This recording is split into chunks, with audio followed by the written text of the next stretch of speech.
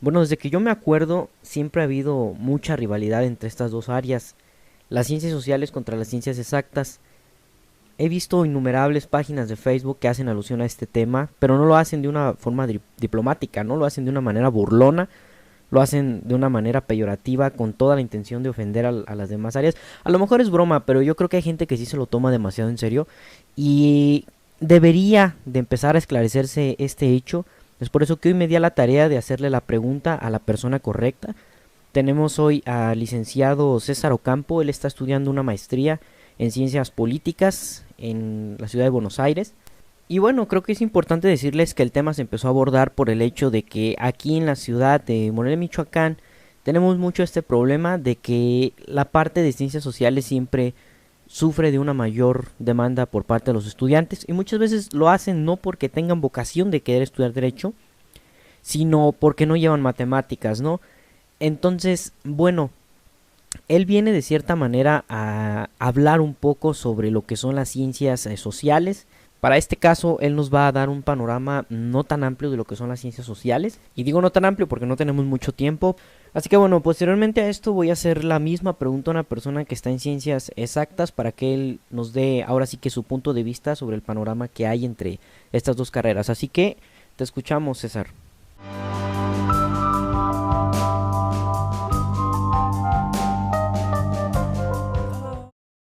Es cierto lo que dices, alrededor de todas las ciencias, de todas las disciplinas del conocimiento, se han generado, construido y ahora ya sedimentado algunos estereotipos que terminan haciendo ciertos reduccionismos que no permiten conocer un poquito más a fondo la naturaleza de una determinada disciplina del conocimiento, cuál es su objeto de estudio, cuál es el método que se utiliza para abordarlo, en fin. Me parece que lo que sería importante es primero tener en mente, no hay ciencia superior a otra, sino que más bien hay diferencias que las hacen necesarias a todas. Se hacen necesarias naturalmente las ciencias formales como la matemática o la lógica, o las ciencias fácticas, ya sean objetivas como la física, la química, y también las ciencias fácticas subjetivas que trabajan con sujetos y que mayormente han estado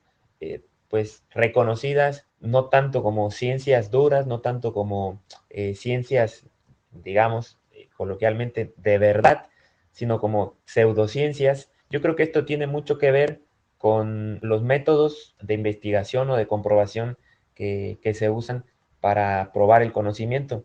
Evidentemente, tanto en las ciencias formales como en las ciencias fácticas objetivas, a través de la experimentación del método científico es posible llegar a conclusiones muy palpables en términos cuantitativos, lo cual para esas disciplinas y para ese tipo de conocimiento es muy importante.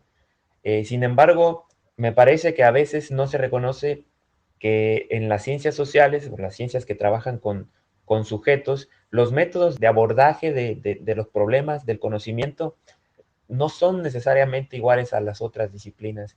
Se requieren métodos acordes a la naturaleza del objeto de estudio. No es lo mismo, obviamente no es lo mismo estudiar la constitución de una molécula, no es lo mismo estudiar cómo está constituido un organismo, una célula, o cuál es la naturaleza del movimiento o de la fuerza de gravedad, que tratar de estudiar y demostrar procesos sociales que son igual de fácticos, evidentes que los otros problemas que acabo de enunciar.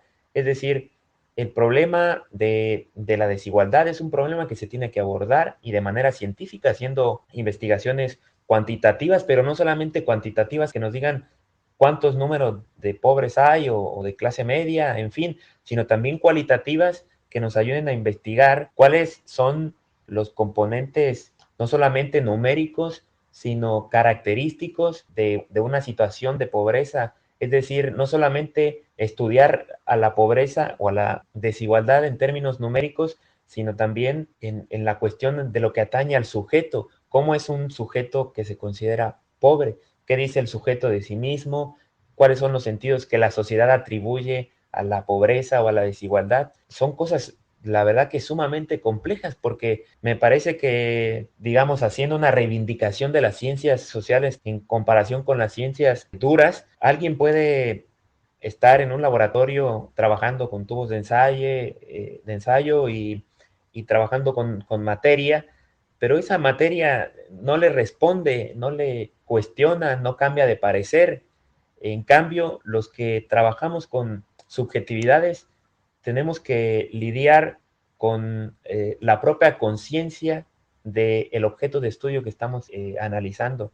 En este caso, estudiar a una sociedad es la verdad que es sumamente complejo porque es muy ambigua, es muy amplia, es muy diferente y me parece que esa es la dificultad de las ciencias sociales. Pero también al mismo tiempo, a partir de esto se destaca la pertinencia y la necesidad de que se desarrollen trabajos en el área de las ciencias sociales.